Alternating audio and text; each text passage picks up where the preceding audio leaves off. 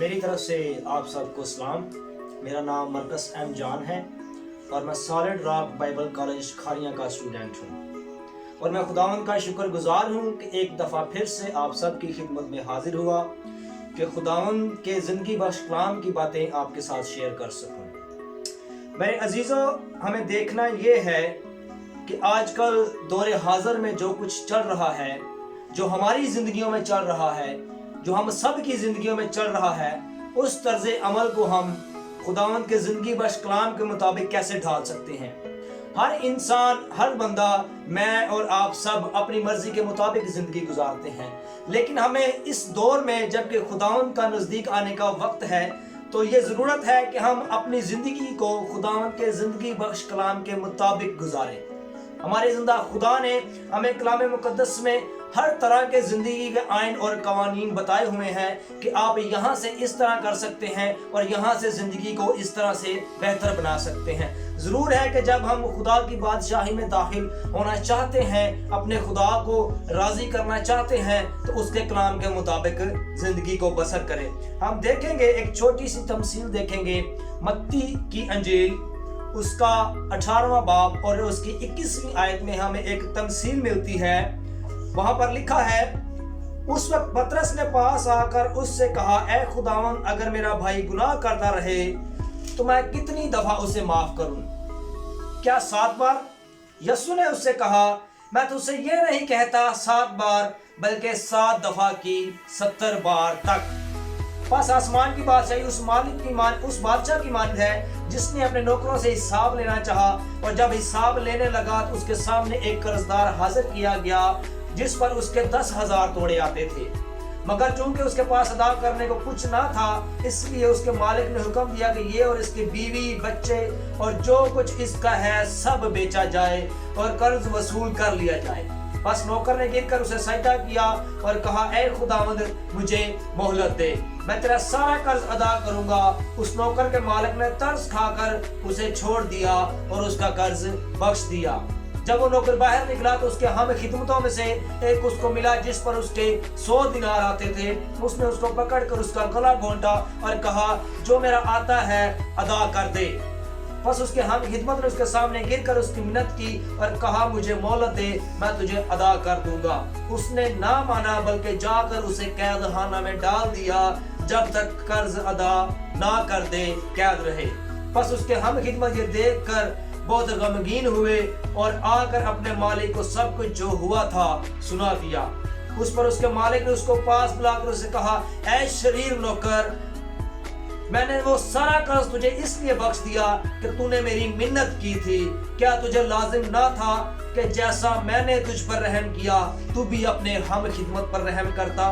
और उसके मालिक ने खफा होकर उसको जुलादों के हवाले किया जब तक तमाम कर्ज अदा ना कर दे। आखिरी आयत में लिखा है, मेरा आसमानी बाप भी तुम्हारे साथ इसी तरह करेगा अगर तुम में से हर एक अपने भाई को दिल से माफ ना कर दे। आखिरी आयत में बड़ी पावरफुल बात की गई है और बड़ी अच्छी बात कही गई है जो कि हम सबको अपनी जिंदगी में अपनानी चाहिए। लिखा है, मेरा आसमानी बाप भी उसी तरह से, बिल्कुल उसी तरह से जिस तरह से हम करते हैं, उसी तरह से हमारा खुदावंद भी हमारे साथ बर्ताव करेगा। देखना यह है कि आज के दौरे हाज़िर में जो हम जिंदगी गुजार रहे हैं, हम बिल्कुल इसी तरह से गुजार रहे हैं जिस तरह की तमसील हमारे खुदावंद यीशु मसीह ने उस वक्त पतरस को समझाई कि जब हम एक बंदे से या किसी भी इंसान से किसी भी चीज़ के तलबगार होते हैं या अपना जो हम उससे लेना चाहते हैं, तो हम उसको उस वक्त तक नहीं छोड़ते जब तक कि वो पाई पाई अदा ना कर दे, जब तक कि वो पाई पाई अदा ना कर दे। लेकिन जब कि हमारा खुदावंद हमें कुछ और ही सिखाता है। बाइबल मुक़द्दस में जहां कहीं भी मालिक का लफ्ज इस्तेमाल हुआ है, उसका मतलब यह है कि वहां पर खुदा की बात की जा रही है। और जहां पर कर्जदार की बात की जाती है, कर्जदारों की, कर्ज जो होते हैं वो मुख्तलिफ किस्मों के होते हैं। जो हम इस दुनिया पर रह रहे हैं, जो हम गुनाहगार इंसान हैं, हम पर तो इतना सारा कर्ज है कि हम चाहते हुए भी उतार नहीं सकते। लेकिन अगर हम खुदावंद के हजूर में गिर जाए, उससे माफी मांग ले, तो हमारे ऊपर जितना भी कर्ज है वो उतर सकता है, और वो कर्ज है हमारे ऊपर गुनाह का। हमारे ऊपर गुनाह का इतना कर्ज है कि हम चाहते हुए भी उतार नहीं सकते। रोज बरोज हम अपने ऊपर इस कर्ज को बढ़ा रहे हैं, रोज बरोज अपने ऊपर इस कर्ज को बढ़ा रहे हैं, और हमें इस बात का इल्म भी नहीं है कि ये कर्ज उतारा कैसे जाए। लेकिन मेरे और आपके यीशु ने इस बात का फिदिया दिया है।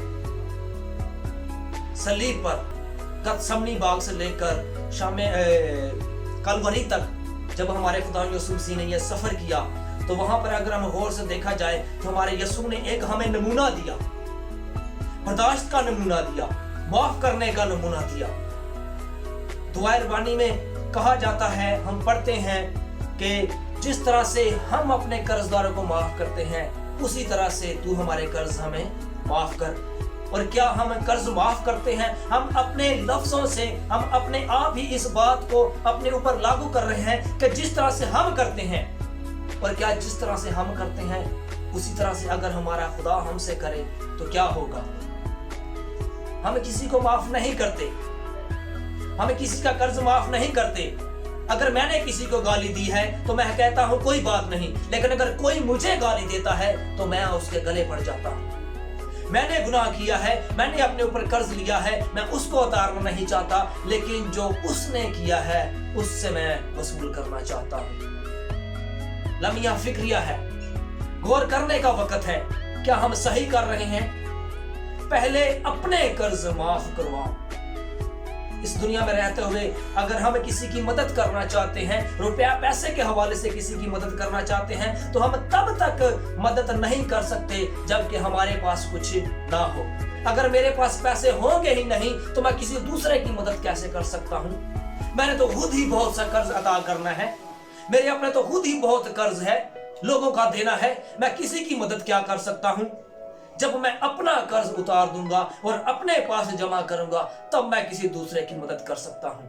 और जब आप अपना कर्ज उतार सकते हैं, उतार देंगे और अपने पास जमा रखेंगे, तो आप किसी की मदद कर सकते हैं। और जो रूहानी लोग हैं, वो उन पर जो कर्ज आता है खुदा का, वो रूहों को बचाने का कर्ज है। हालेलुया। मेरा जिंदा खुदा जब अपने खादमों से, अपने लोगों से, जो उसकी कलीसिया है, वो उनसे इसी बात का हिसाब लेगा कि तुमने इस दुनिया में रहते हुए कितनी लोगों को बचाया। जो खादम लोग हैं, जो हम खिदमत लोग हैं, यहाँ पर लिखा गया है कि उसके हम खिदमतों ने जाकर बादशाह को बताया कि उसने इस तरह से किया है। तब मालिक ने उसको पकड़ा और उससे कहा कि मैंने तो तेरे 10,000 माफ किए और तूने 100 दिनार भी माफ ना किए। मेरा तो इतना ज्यादा कर्ज मेरा खुदा मुझे माफ करता है और मैं थोड़ा सा भी किसी का माफ नहीं करता। मैं तो इतनी गलतियां करता हूं और मेरा खुदा मुझे माफ करता है, और हम एक छोटी सी गलती माफ नहीं करते।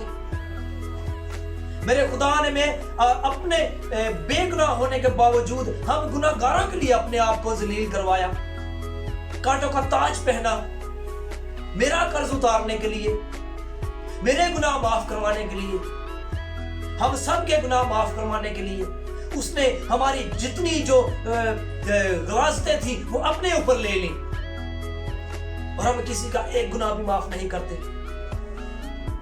हम मसीही हैं और हमें मसीह की मानद बनना है, हमें उसके नक्शे कदम पर चलना है। अगर हम मसीह के फॉलोअर हैं तो उसके बताए हुए रास्तों पर चलना है। उसने, मेरे यीशु ने हम सबको एक नमूना दिया। उसको रास्ते में गालियां दी गई और उसने किसी का जवाब ना दिया। उसके मुंह पर थप्पड़ मारे गए और उसने किसी को दोबारा थप्पड़ नहीं मारा, बल्कि खामोश रहा और बर्दाश्त किया। और आज वो वक्त है कि जो कोई मेरे यीशु को कबूल करता है वो हमेशा की जिंदगी पाता है। हम इंसान हैं और हम ही ने अपने हम खिदमत, जो हम जिन्स भाई हैं, उनको समझाना है। एक कौवे का बच्चा है तो वो अपने कौवे को बच्चे को ही सिखाएगा। जो गाय का बच्चा है वो गाय के बच्चों को सिखाता है। जो जानवर हैं वो अपने बच्चों को जानवरों को सिखाते हैं। और हम इंसान हैं, हम इंसान ही इंसान को सिखा सकते हैं। और मेरे यीशु ने, मेरे खुदा ने इंसान का रूप लेकर हम इंसानों को एक नमूना दिया। اگر میرا یسوع جو سب انسانوں کا اس کل جہان کا کائنات کا مالک اور خالق ہے، اگر وہ ہماری غلاظتیں اپنے اوپر لے کر ہمارے سب گناہ جو ہم سمجھتے ہیں کہ کوئی نہیں دیکھ رہا، وہ شیدگی میں کرتا ہے، وہ بھی معاف کرتا ہے، تو کیا ہمیں یہ لازم نہیں کہ اپنے بھائیوں کو معاف کریں، اپنے رشتہ داروں کو معاف کریں، اپنے دوستوں عزیزوں قارب اڑوسیوں پڑوسیوں کو معاف کریں، ان کے گناہوں پر پردہ ڈالیں، ان کے عیبوں پر پردہ ڈالیں اور ان کو معاف کریں، تاکہ پتہ چلے کہ ہم یسوع مسیح کی کلیسیا ہیں اور ہم مسیحی لوگ ہیں۔ وقت بہت کم ہے اور میرا یسوع اپنی کلیسیا کو لینے کے لیے آنے والا ہے، اور ہمیں اس کلیسیا میں شامل ہونا ہے جو کہ میرا زندہ خدا ابدی بادشاہی میں لے کر جائے گا۔ اور یہ سمجھنے کی ضرورت ہے، دیکھنے کی ضرورت ہے، غور کرنے کا وقت ہے کہ کیا ہم اس کلیسیا میں ہیں جس کو میرا یسوع لینے آنے والا ہے؟ کیا ہم دوسروں کو معاف کرتے ہیں؟ اگر اس چھوٹے سے جملے پر آپ غور کریں، میرے خدا نے جو ہمیں دعا کرنے کا طریقہ بتایا کہ جس طرح سے، تو دیکھ لے کہ جس طرح سے ہم کر رہے ہیں اسی طرح سے ہمارا یسوع ہمارے ساتھ کرے گا۔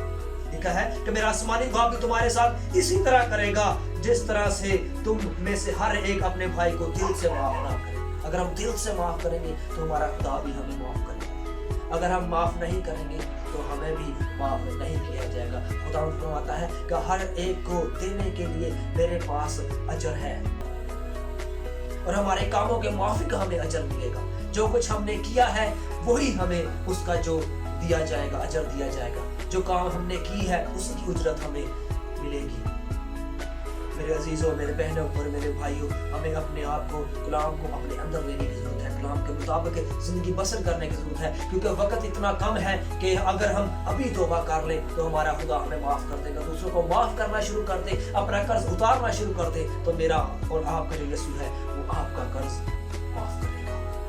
خدا آپ سب کو اس کلام کے وسیلہ سے برکت دے۔